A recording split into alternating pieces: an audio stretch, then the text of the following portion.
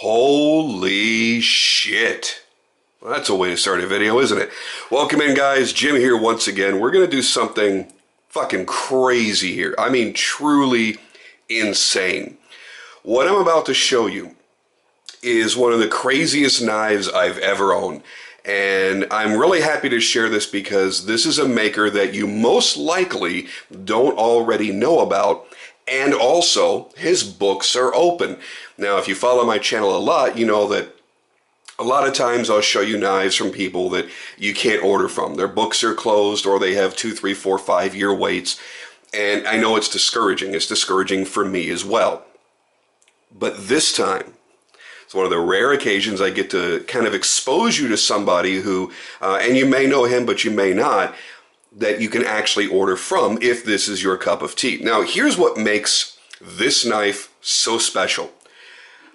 I don't know if you really grasp the size of this knife. So what I'm going to do is I'm going to put it up very quickly up to a common-sized EDC knife with a 3.5-inch blade. Holy shit. Even if I open this, this is a John W. Smith ST2. 3.5-inch blade, pretty common EDC carry size. It's just, you can't make a comparison here, not in any way. What we're looking at here is the Gladius by Phil Harvey. Now, Phil Harvey's out of the UK, and that's why I think a lot of you may not know who he is yet. He's just now starting to build a good following on Instagram. You do need to follow him. I will put his Instagram name and contact info in the description down below, so please go back and read that. I want you to get past the size of this for a moment, so I'm going to let you kind of soak this in, let you see it from both sides, then we'll open it up, and we'll let that initial shock factor wear off, because what's so great about this knife is not really just about the size. It's the details. It's the craftsmanship. This guy is on a whole nother level. Could he make a knife this small and make it as impressive? I honestly believe he could. Now let's take this out and show you why it's called the Gladius. That's right. For those of you that don't know, the Roman short sword Gladius had a blade profile very much like this. The very large center swedge going all the way down the blade, and this kind of spoon shape to the blade. And it's funny because people have actually commented a lot on my Instagram photos of this knife saying, oh, great, so you got a big folding spoon or a big folding shovel. Yeah, it really does have kind of that giant shovel look to it, but it's incredible. Now, a few things to get out of the way. This is currently, I do believe, the biggest knife that I own that's a folder. You've got just over a 4.5-inch blade. I think the handle itself is 5.5 inches, and it's well over 10.5 inches in its overall length. Putting that in comparison to the biggest knives that I own, we'll start with one that you guys know very well. This is my Bengal by Brian Ty and Joel Perella. And I'm going to line these up butt to butt. And you see that, I mean, I don't have any knife that's going to compare in the height. This is the tallest, broadest knife that I own, without a doubt. And now we see the length, it certainly is overshadowing the Bengal. Now the Bengal is actually very lightweight, very slim, and pretty darn easy to carry. This is a little bit heavier.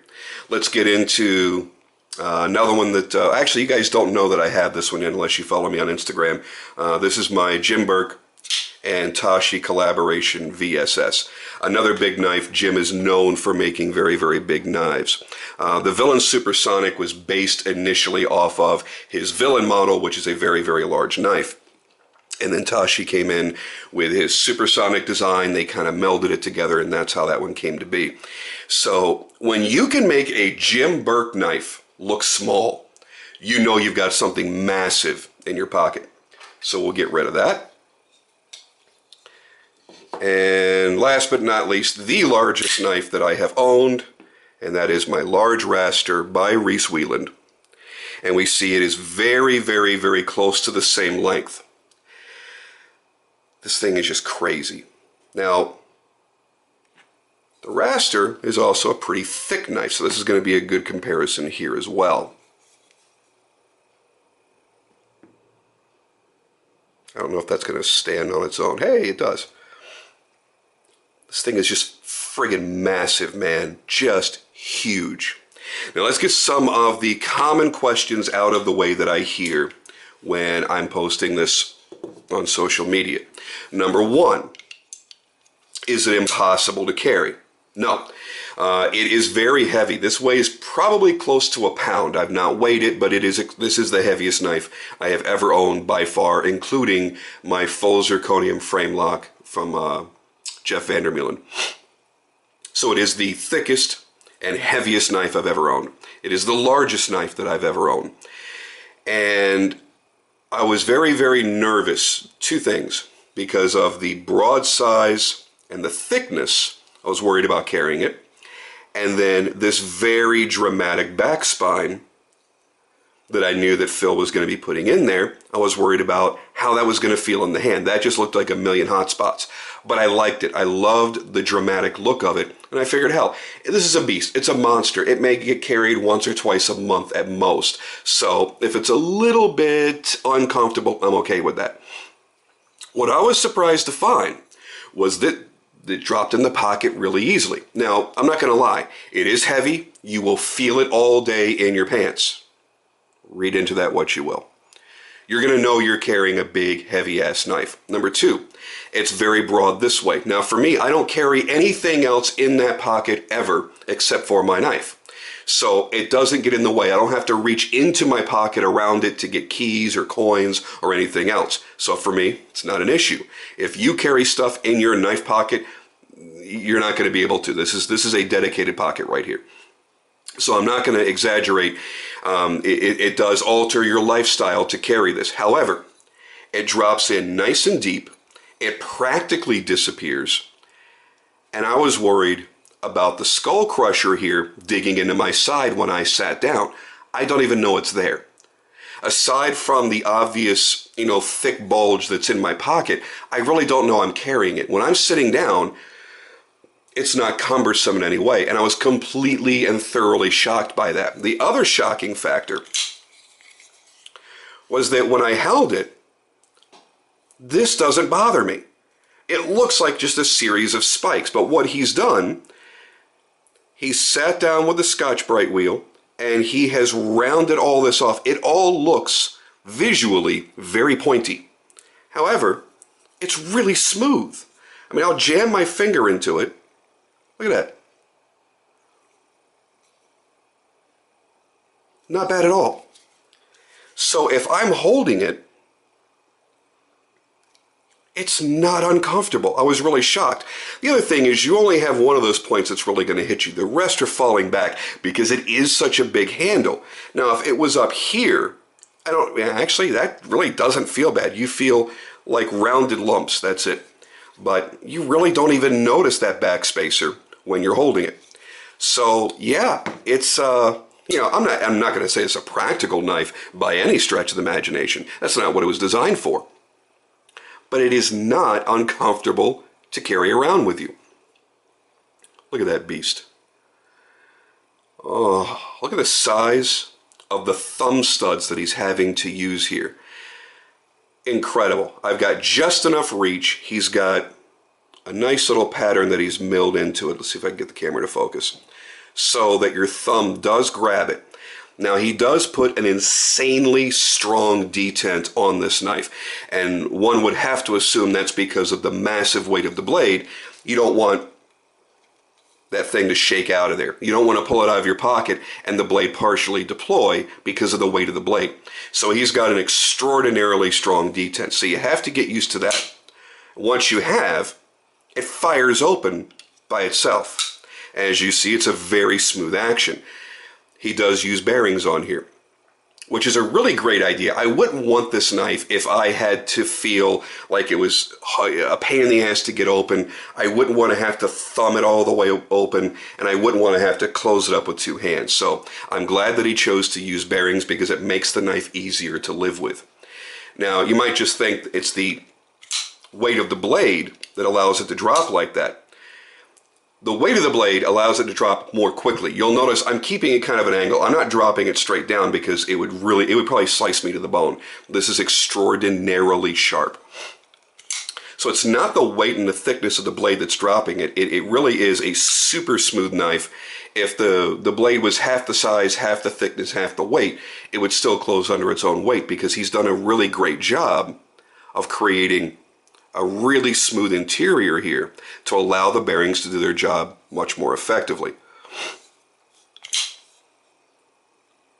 Everything about this thing is just crazy. Look at the pocket clip. Beautifully sculpted and blind screwed, so you have no exposed hardware here. It's all screwed in from the back. Beautifully sculpted. Really matches the contours of the frame very, very nicely. Look how much meat he had to take out of the lock bar. The whole thing is insane. I'm not sure if my camera will focus in there, but Phil Harvey did sign it right in there, Harvey Blades. There we go. Whew, look at that. Really masterfully done. Solid engagement on the lock. And I'd be scared as shit of this lock failing with how sharp that blade is and how thick and heavy it is. So he did a really great job creating a nice solid lockup. Yeah, that detent really is tough. Let's give you a nice close-up look here at a few things. First off, look at his hand-rub satin finish. That could not have been easy with all of the contours that this blade has. Notice he's kept all of the lines very, very crisp through that hand-rub process. That very prominent top swedge comes all the way down, creating a false edge. He does bring it down pretty thin, but obviously that is not a cutting edge. People have asked when they see the pictures, is it a cutting edge? Oh, God, no. If it was, I mean, you'd kill yourself. You really would. All right, so where were we? We were back here. Beautiful hand-rub satin finish.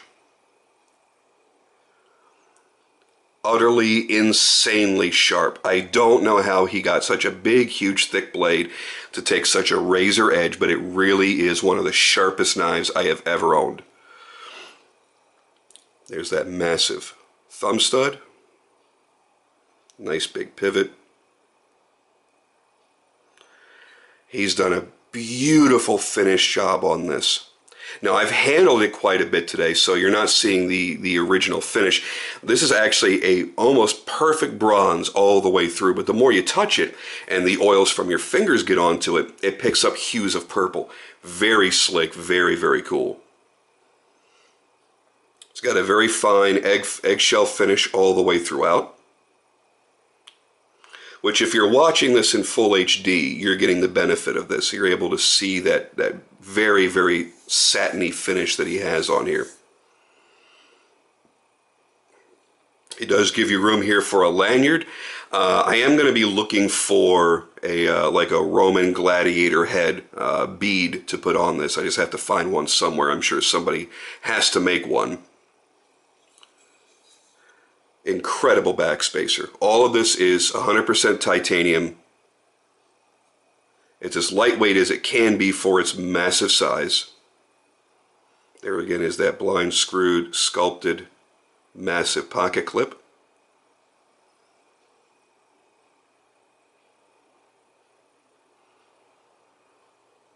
Oh. This is absolutely not going to be a knife for the masses. No way around it.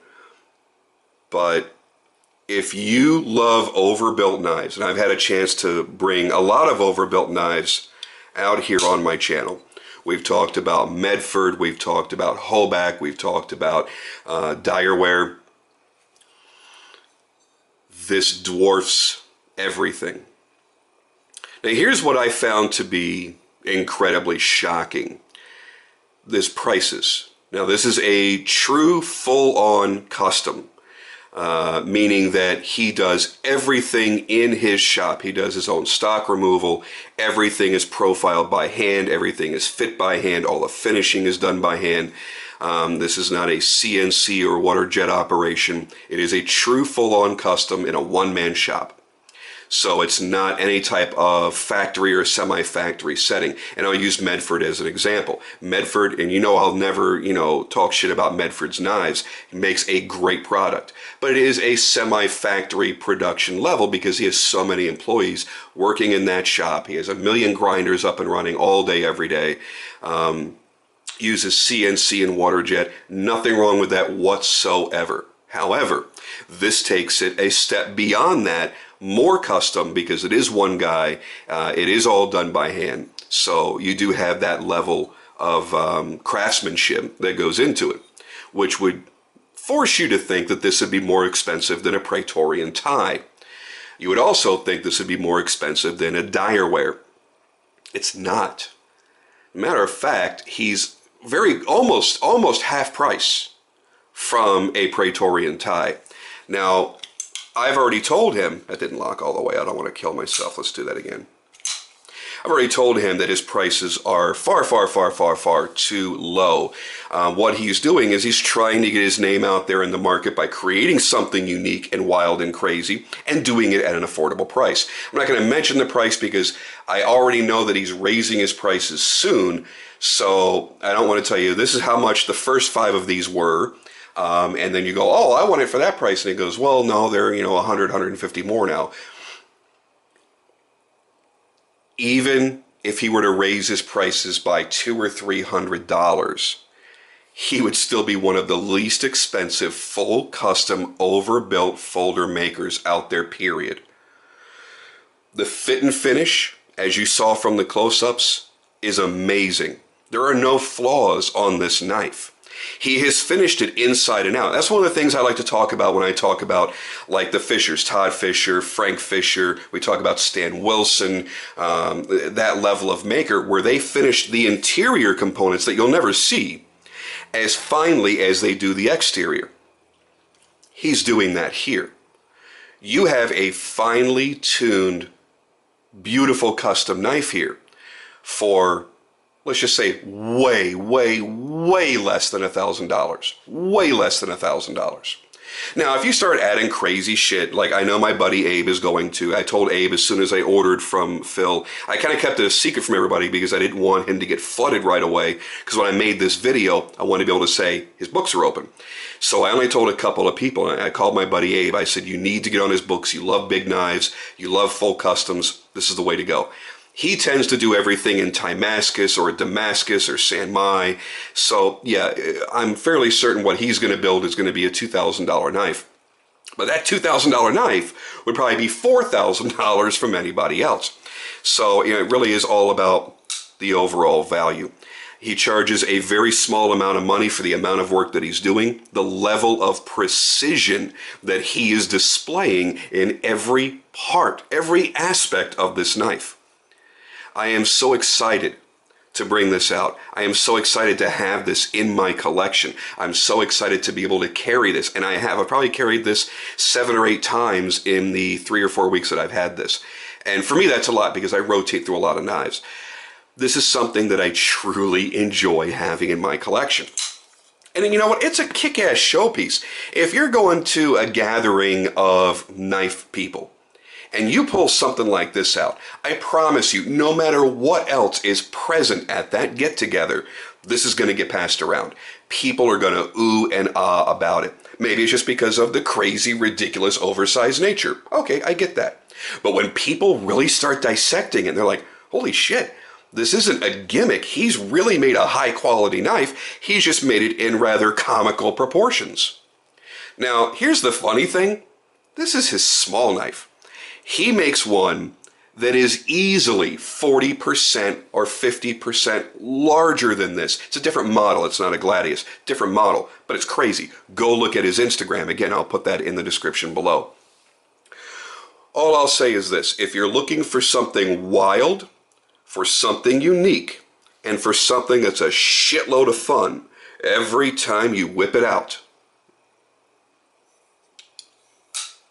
you need to get a Phil Harvey Gladius. Look at that. Absolutely insane. All right, guys, I'm just terribly excited to have this, and I'm terribly excited to get this video up there. Thank you as always for watching. I'm going to go ahead and get out of here and try to get a couple more videos done. I mean, I just brought out 2 earlier that you haven't seen yet. I'm very far behind on my videos, and I apologize for that. Just don't have the time anymore like I used to, but I'm going to try to keep up. So again, down in the description, contact Phil Harvey, get on his books. He'll do crazy shit, by the way. If you can come up with an idea that's actually, you know, doable, let him know. He loves to experiment. We were going to be doing something on this. I won't bother getting into it, but the idea that I had in my head was a physical impossibility for a folding knife. And I prefaced the request with that, going, I don't think anybody can do it, but hey, let's try it. And he beat his brains in for like 2 weeks trying to do it. He is really up for a challenge. So have fun with it. Enjoy your knife. And I can't wait to start seeing people posting theirs on Instagram and on Facebook and on the forums and stuff. Enjoy it. And I'm out of here for now. I'll see you on the next video.